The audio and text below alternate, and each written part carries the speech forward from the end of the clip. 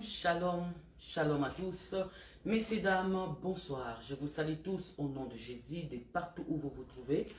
Voilà, nous avons notre émission encore aujourd'hui, c'est Kratos TV. Soyez les bienvenus, c'est Kratos TV, Lumière du monde, c'est votre émission Chemin de la vérité. Bien-aimés dans les Seigneurs, je suis encore là avec une servante de Dieu, que Dieu a fait grâce, que Dieu a sauvé quelque part. Et aujourd'hui, c'est l'émission sur témoignage. Et nous avons notre sœur qui est à côté. J'aimerais bien qu'elle se présente elle-même. Bonsoir.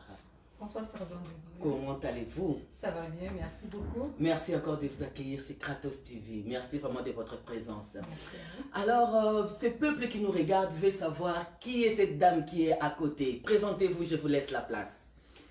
Alors, je m'appelle Kwame Akissi-Claudia. De quel Je pays? suis ivoirienne et de la Côte d'Ivoire. Amen. Voilà, et je suis, comment dirais-je, très honorée de participer à cette émission de la servante Chinelle. Amen. J'ai 3 enfants et puis l'honneur est pour moi d'être parmi vous encore cet après-midi. Amen. Et voilà, aujourd'hui nous avons une journée de témoignage. Nous avons notre sœur qui est à côté. Comme prévu, aujourd'hui elle nous parlera de sa vie. Et jusqu'à ce que Jésus-Christ a pu le trouver là où elle était. Alors ma sœur, tout le monde veut savoir, parlez-nous un peu de votre témoignage, de votre vie avant que vous receviez Jésus-Christ comme Seigneur et Sauveur. Quelle Voilà. était votre vie?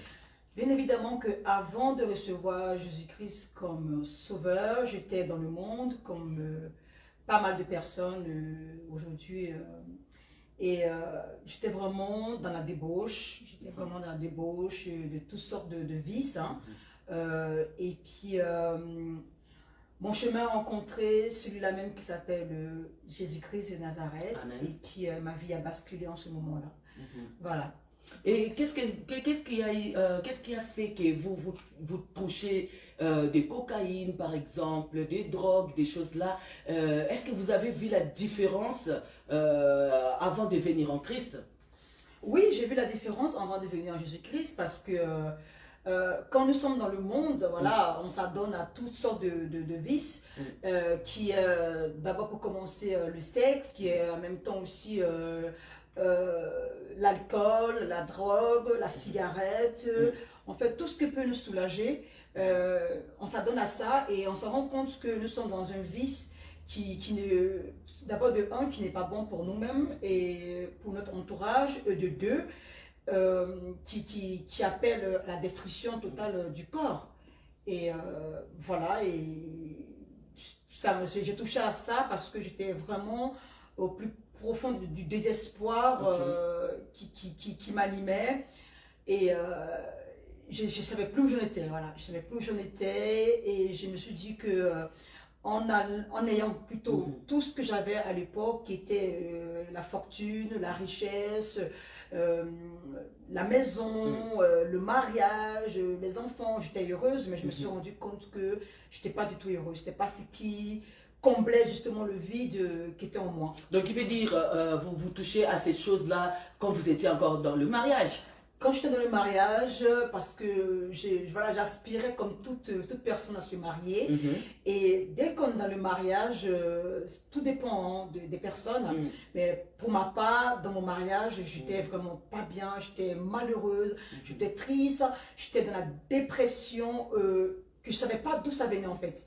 Le problème c'est que quand nous sommes justement dans le mariage, il y a le mari, il y a les enfants, il y a la maison, il y a les belles voitures, il y a les bijoux, il y a tout ce que l'homme désire avoir en fait. Oui. Et on se rend compte que finalement ça comble pas pas le vide qui en nous. Parce que là, il y avait quoi qui manquait en fait? Parce que pour tomber à quelque chose ou être addict à quelque chose, ça veut dire il y a quelque chose qui manque en toi vraiment, qui te pousse à toucher à ces choses. Voilà. Ce qui manquait, c'était l'amour. Ok, c'était Voilà, l'amour. c'était l'amour. Et l'amour que votre homme vous donnait, c'était pas assez. Non, c'était pas Ok. assez. En fait, l'homme pense qu'en donnant l'amour à sa femme Mm. ou aux enfants, c'est le matériel. Mm. Mais le matériel, c'est vrai, c'est un plus qui peut satisfaire la chair, Mm. Mm. mais ça ne satisfait pas personnellement ce vide qui est dans notre cœur. Mm. Je sais pas, mais il y a une place au fond de nous Mm. qu'on a besoin de quelque chose de fort, de puissant, que rien ne peut remplir ça. Rempli. Et mon mari, qui à l'époque, pensait me donner les bijoux, me donner tout ce dont je désirais, mais ça comblait pas ça. Ça Mais comblait c'était pas. l'amour en fait. Donc l'homme a vraiment besoin de ses côtés spirituels alors. Ce côté spirituel qui est très très important. Très très important dans la vie d'un homme. Oui. Et alors quand vous touchez dans des drogues, vous n'avez pas pensé que non, j'ai des enfants et que peut-être mes enfants aussi vont me suivre par ces chemins. Ça ne vous disait rien dans votre tête? En ce moment-là, quand on est dans cette spirale de drogue, en fait, on recherche personnellement nous-mêmes de se satisfaire d'abord, de combler cette satisfaction que je pensais que c'était la drogue, mais qui pourrait me combler. Mais je me rendais compte que c'était pas ça, c'était autre chose. Et en ce moment-là, je pense pas aux enfants. Je pense pas à me dire que mes enfants vont prendre le même chemin. Je pense plutôt à me satisfaire et de ce besoin-là, de combler ce besoin-là et tout en fait. Mais malheureusement, voilà, je ne me suis pas retrouvée en tout ça. Voilà. Et alors, après avoir touché ça, il n'y a pas eu des conséquences avec tes enfants à la maison? Non, il n'y a pas vraiment eu de conséquences. Parce que mes enfants n'étaient pas au courant. Ah, d'accord. Et à l'époque, le papa de mes enfants non plus n'était pas au courant. Je cachais. Ah, vous cachez ça. Oui. Et alors, qu'est-ce qui a fait que ça vous donne vraiment envie peut-être de laisser ça? Mais bon, avant ça, ça y est, quoi comme effet dans votre vie ou dans votre santé des drogues? Parce que, bon, pour ceux qui n'ont pas encore goûté à ça, ils ne savent pas, mais vous au moins, vous avez passé par cette expérience-là. Alors, ça y est, quoi comme effet quand vous prenez ça? C'est une bonne chose à toucher ou c'est vraiment pas du tout quelque chose à conseiller les autres à le faire? Bon, déjà, je ne conseillerais à personne de toucher à la drogue. Ok. Parce que c'est quelque chose de très néfaste pour la santé, ça peut être aussi néfaste pour notre entourage. Ça peut aussi être néfaste aussi pour ceux peut-être que le mari soit au courant ou même pas le mari ou mais les enfants. Vous, de votre côté, votre mari était au courant? Non, il n'était pas au courant. Ah, il n'était pas au courant. Voilà, je cachais. Ah, d'accord. Mais je ne conseillerais à personne de toucher et il ne serait-ce que même pas une seconde à la cocaïne, ni la marijuana, ni aussi l'alcool, tout ce qui en fait est nuisance par rapport à la santé, je ne conseille personne de toucher à ça. Mais moi, le fait que ça me faisait prendre d'une assurance en moi, ça me faisait... parce que quand tu prends ça, ça te donne l'assurance. Ah ben oui, ça me donne l'assurance. Ça me donne l'assurance. Comment? De pouvoir parler devant les gens, de pouvoir me tenir devant les gens, sauf que je me trompais. Donc tu te vois plus dans ce monde, alors tu te vois dans un autre monde. Oui, je me voyais dans un autre monde. Ok. Dans un autre monde de me dire que voilà quoi, voilà, je suis bien et je peux parler au président. Parce que moi je suis en général une personne très timide. Et déjà j'aime pas les caméras, j'aime pas tout ça. Et quand je prenais ça, je pouvais affronter les gens, je pouvais sortir de la rue, je pouvais me présenter parmi devant les gens quoi. Et j'avais l'assurance en fait avec cette drogue. Ok. Et du coup, quelle a été cette période à laquelle vous avez dit bon, voilà, je ne vais plus toucher à ces choses? Bon, il faut savoir que j'ai fait une dépression chronique de 7 ans. 7 ans? Oui, de 7 ans. Avec les enfants? Avec les enfants. Ah ben c'est pas facile. Oui, c'était pas facile. Mais 7 ans de dépression à la recherche justement de l'amour. Ok. Et comment dirais-je, je me suis rendu compte que finalement, j'ai dépensé beaucoup d'argent dans la cocaïne. Ok. Beaucoup d'argent. Parce que je prenais quand même 10 grammes par jour. parfois même 15 grammes par jour, Ok. et aller jusqu'à même à saigner du nez.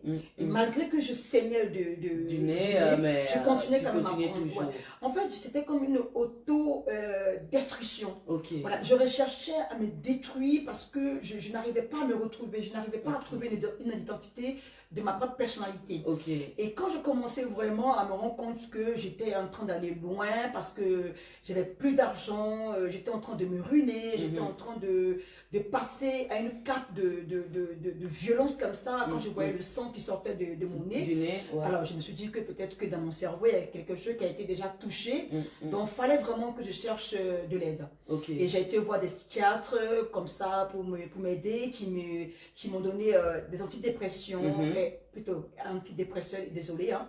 Et je prenais l'antidépresseur en même temps avec la cocaïne. Là, je me rendais compte que c'était très dangereux à prendre les deux en même temps. Mais vous ne voyez pas que non, c'était très dangereux. Non. Ça ne vous disait rien dans la tête. Non, pour moi, je cherchais encore une autre sensation encore plus forte. Ok. Jusqu'à ce que peut-être que je meure.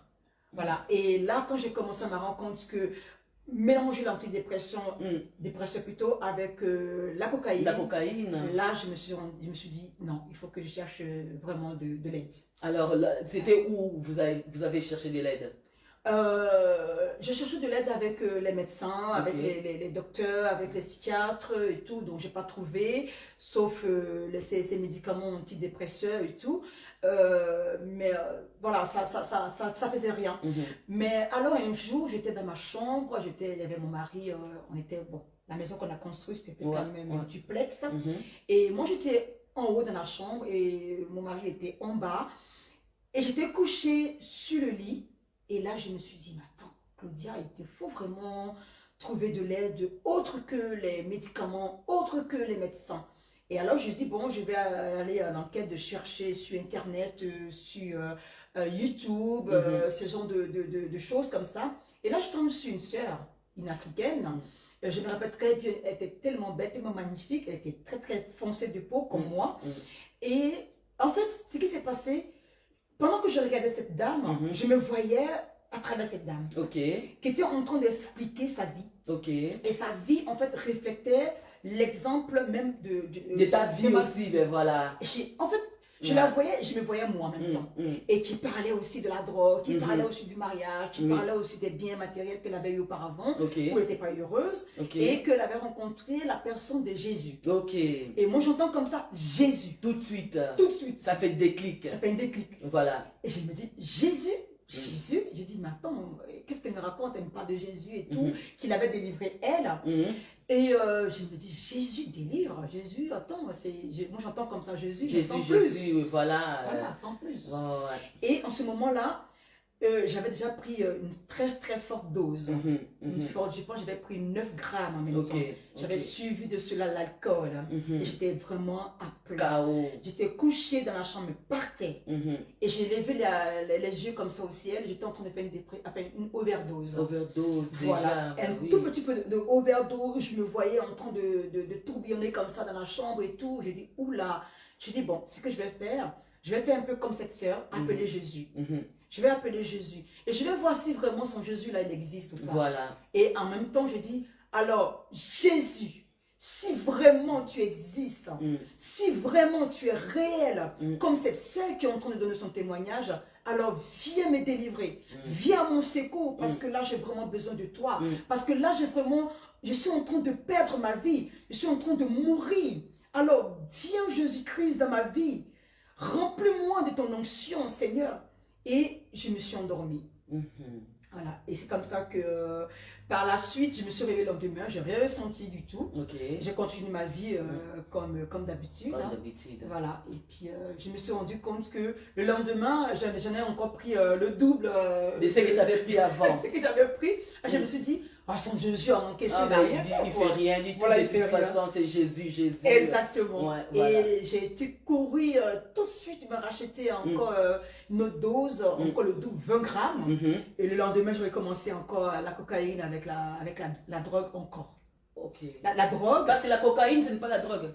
La cocaïne, c'est la drogue, mais C'est plus différent. fort, voilà. Ah, c'est Cocaïne, plus fort. la drogue, ça engendre cocaïne, ça engendre le joint, ça Ah, engendre ok. toutes sortes, Ok. quand on dit drogue, ça engendre toutes sortes voilà, de substances qui peuvent nous calmer, Ok. mais voilà, d'autres peuvent fumer, d'autres le mettent dans le nez, d'autres font la Ils piqûre font la avec, piqûre, voilà, voilà. c'est ça qui englobe la drogue. La drogue, ok, d'accord. Alors, en étant africaine, tu t'es pas dit, par exemple, bon, nous savons que nous sommes des Africaines, donc avec nous, on sait qu'il y a des liens. Et quelque part, tu t'es pas posé la question si c'était des liens familiaux, des liens, quelque chose comme ça qui pouvait venir spirituellement d'Afrique. Si. Ah, tu t'es posé la question. Si. Ouais, je me suis posé la question quand j'ai rencontré après cours, après plusieurs recherches, j'ai été en Côte d'Ivoire, dans mon pays, j'ai rencontré justement là ma cousine qui m'a parlé de nouveau encore de Jésus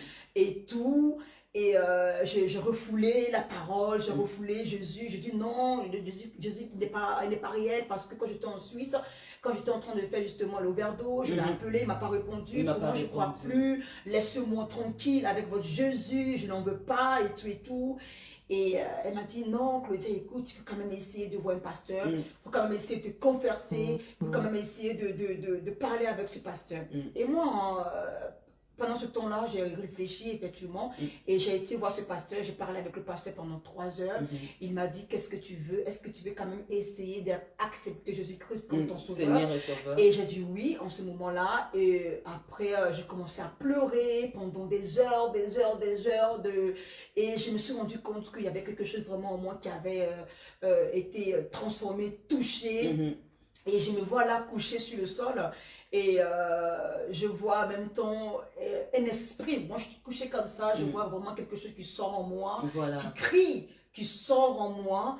Et là, je le vois très clairement. Et j'ai dit après à ma cousine, écoute, pendant ce moment-là, pendant ce temps que j'étais en train de parler avec ton pasteur, suite à cette délivrance, j'ai vu quelque chose qui était dans mon corps.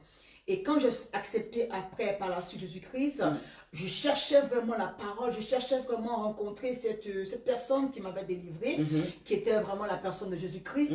Là, après coup, je me suis rendu compte qu'effectivement, il y avait des liens familiaux qui étaient liés justement. Qui criaient quelque part, parce que les liens quand même nous suivent aussi. Hein, la Bible dit de génération en génération, mais il y aura seulement les stops pour ceux qui vont croire en Jésus-Christ comme Seigneur et Sauveur. Tout à fait. Et tu as vraiment vu toutes ces choses-là. Et qu'est-ce qui a fait que non, qu'il y ait encore peut-être de bons résultats par rapport à ce que toi tu avais avant? Ce qui a fait pour que j'ai des résultats, j'ai cherché Jésus. Voilà. Je l'ai cherché ardemment. Quand je lui ai donné ma vie, quand je l'ai vraiment accepté dans ma vie, je l'ai vraiment cherché personnellement jour et nuit. Là va suivre maintenant cette révélation des liens familiaux et tout, etc. Et là maintenant, le Seigneur va me révéler comme quoi ces liens venaient du côté de mon papa. Ok. Voilà, parce que ma grand-mère était une adoratrice justement de ces faux dieux. Ok. Et je me rends compte que dans ma famille, il y a ces liens de drogue, il y a ces liens d'alcool, il y a ces liens de cigarettes, il y a ces liens d'adultère, il y a ces liens de débauche sexuelle. Donc là, maintenant, je vais commencer vraiment à crier fortement au Seigneur qu'il me vienne au secours, qu'il vienne vraiment me délivrer de tous ces liens afin que je puisse vraiment le servir. Ok. Voilà. Et il y a eu un moment où je vous ai entendu, vous avez parlé aussi de mari de nuit, des choses comme ça. C'est comment ces phénomènes en fait? Parce qu'il y a beaucoup de monde aussi. On est en Europe, nous savons en Afrique quand même, les choses de Dieu c'est vraiment chaud. Mais ici, c'est un peu refroidi à cause que non, l'évangile est vraiment pas trop prêché comme en Afrique. Et là, il y a quand même le réveil, on voit. Et dans les églises, il y a quand même pas mal de choses aussi qu'on voit spirituellement se manifester. Beaucoup de monde qui est ici, surtout en Europe, et je peux dire même surtout pour des blancs, ils ne savent pas c'est quoi le mari de nuit par exemple. Ils dorment, ils se réveillent, même s'ils voient des phénomènes bizarres, ils ne savent pas si c'est quoi. Parlez-nous un peu de ça en fait, c'est comment? Bon, les esprits de nuit, bon, qu'on appelle là, les maris de nuit, ou les femmes de nuit, ça tout dépend. Parce que, en fait, ça dépend aussi des liens que nos parents ont tissés avec ces faux dieux. Tout à fait. Parce que moi, ma famille, par exemple, elle adorait les os. Donc, du coup, ils ont un esprit des os, qu'ils ont tellement adoré cet esprit-là. Donc, moi, ils m'ont lié, justement, ils ont vendu mon âme à cet esprit. Ok. Voilà. Ils m'ont vendu à cet esprit. Ça veut dire que cet esprit a le droit et l'autorité sur ma vie avant que je puisse connaître Jésus-Christ de Nazareth. Donc, il faisait de moi ce qu'il voulait. Ok. Il m'a amené à la prostitution. Il m'a amené à le satisfaire, lui. Parce qu'une personne normale qui n'est pas animée justement par ses esprits, a quand même son esprit. Elle n'ira pas aller jusqu'à coucher avec les différents hommes. Mais quand tu commences à t'adonner justement à la prostitution, tu ouvres aussi des grandes portes. Voilà. À de nombreux hommes. Ce qui fait que ces hommes-là, on ne sait pas ce qu'ils ont vécu avant. Tout à fait. Donc du coup, vous couchez ensemble, ça ouvre des portes, ça fait des liens entre moi et ces hommes-là. Et ça appelle d'autres esprits. Moi, pour ma part, il y a eu ça. Il y a eu la prostitution. Il y a eu aussi cette vente spirituelle avec ce démon, des esprits des eaux, dans mon village. Et ces esprits-là, ces esprits-là venaient jusqu'ici. Ben oui, ils te suivent. Parce qu'ils n'ont pas de frontières. Ben voilà, ils te suivent parce qu'ils veulent récupérer ce que tu les dois. Tu les dois, voilà. Puisqu'ils ont l'autorité sur toi. Ils ont des droits sur toi. Voilà, donc ils viennent, ils te réclamer. Ils viennent parce qu'ils ont besoin d'être nourris par rapport à ce que tu leur donnais avant. Mais quand tu donnes ta vie à Jésus-Christ, toutes choses deviennent nouvelles. Mais dans ce cas-là, il va falloir être très, très, très, très hardièse parce qu'il va falloir rechercher ardemment la délivrance. Tout à fait. Pour qu'ils partent. Et cette délivrance... Parce que ça cause aussi des problèmes même dans le mariage. Ça cause des choses. Ouais, voilà. Malheureusement, ça cause des gros problèmes dans le mariage. Dans mon cas à moi, que j'étais obligée de divorcer. Parce que l'homme avec qui je me suis mariée n'était pas selon le plan de Dieu. Certainement parce que je l'ai rencontré dans le monde. Je l'ai rencontré selon les vices que moi j'ai vécu auparavant. Voilà.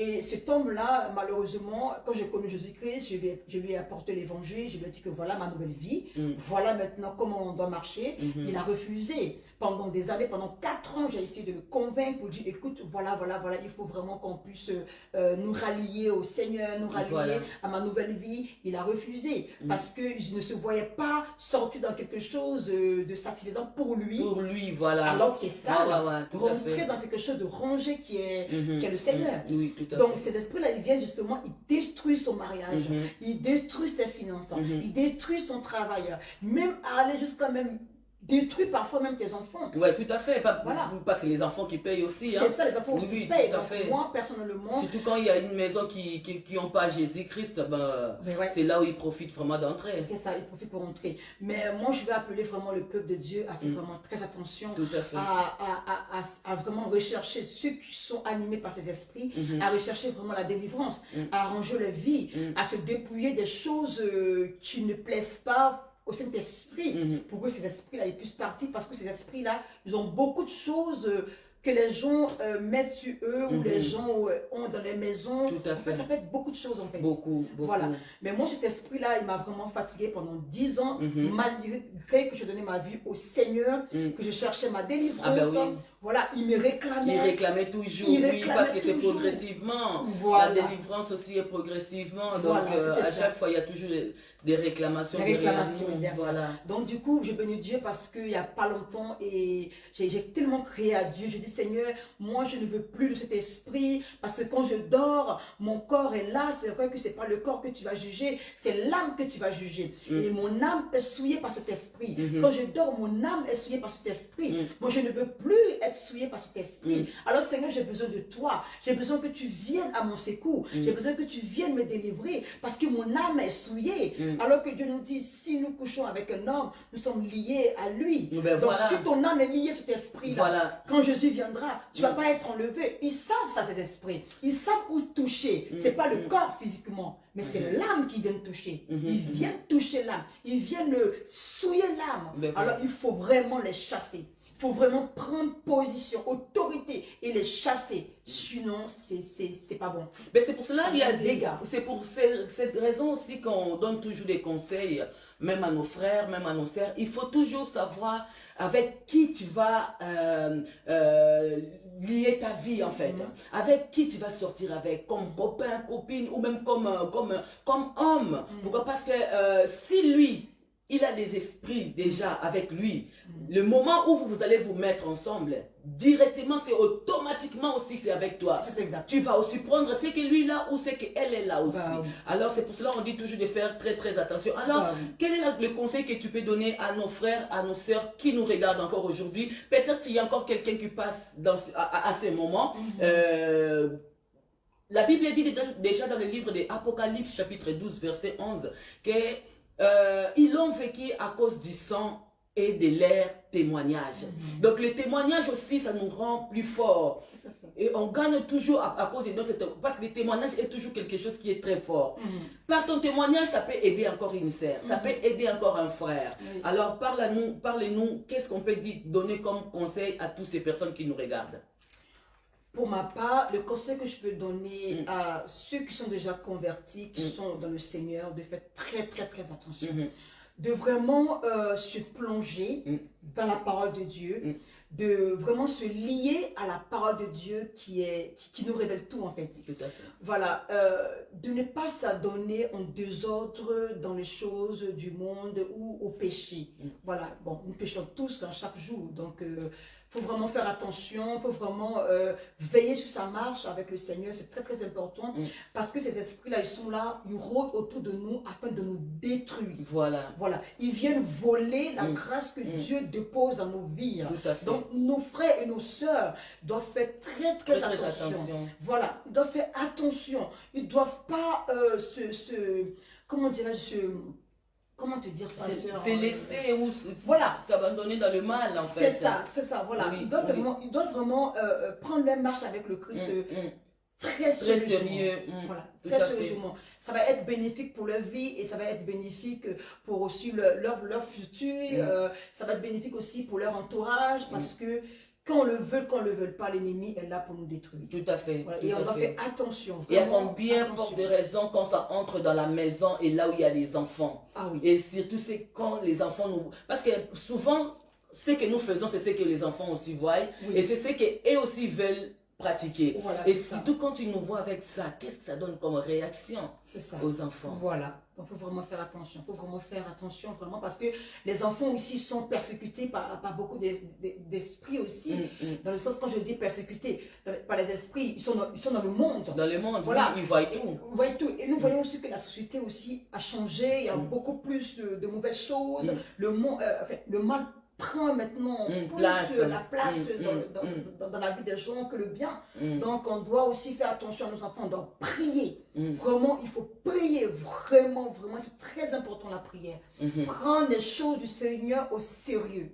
Voilà, on ne peut pas s'adonner au péché et puis dire qu'on est enfant de Dieu et que tout va aller comme on veut. Voilà. Non. Parce qu'il y a beaucoup de monde aussi qui disent, ben voilà, vous dites toujours de Jésus, ben ils commencent à voir comme si les gens qui prient, ils font que des bruits, tout ça. Et c'est vraiment le moment où on peut dire vraiment aux gens que non, Jésus existe. Bah oui. Mais quand il y a des témoignages pareils, c'est là où... il existe. Ben voilà. Pour moi, Jésus existe. Il est merveilleux. Pour moi, Jésus, il est puissant. Pour moi, en fait, il est tout pour moi. Voilà. Jésus, il est tout pour moi. Et je vais vraiment encourager à ceux qui n'ont pas encore donné leur vie au Seigneur, de donner leur vie au Seigneur et de goûter à ce goût-là avec le Seigneur. On peut que être juste épanoui parce que moi, l'amour que je recherchais avant, je l'ai retrouvé en Jésus-Christ.